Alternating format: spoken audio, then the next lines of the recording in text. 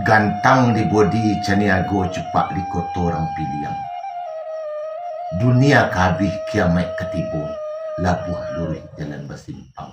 Allahu Rabbi wal Islam dini wa Muhammadan Rasulullah wa yaqini. Assalamualaikum ka umat Islam.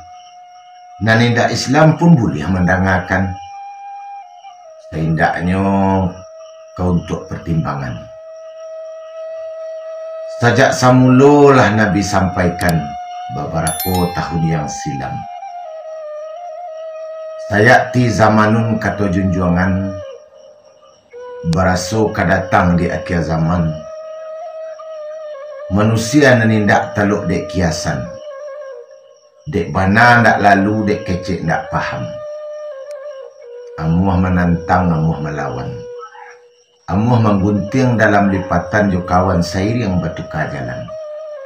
Dek ulah batih jo sepadan, jurun sanak namuah berkaryakan.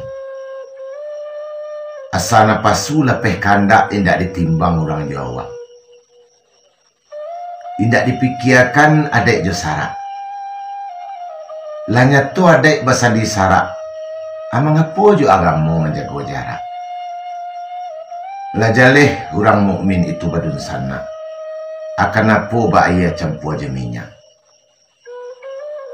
Sabawa lai, sabuah tidak.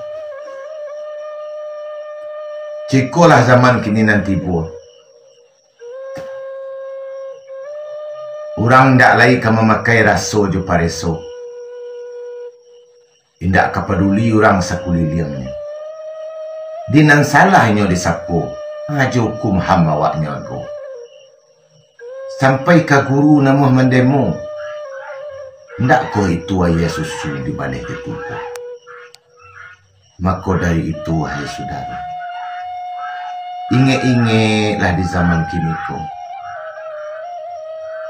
Kalah sama kita calik jomato kapalu.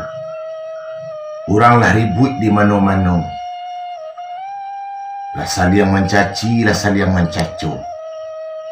Asuang pitanah lah biasa saja. Itu tandanya lah di ujung masuk. Dunia kabih kiamat ketipu. Gantang di bodi caniago cepat di kotorang piliang. Dunia kabih kiamat ketipu, labuh lurih jalan bersimpang. Assalamualaikum.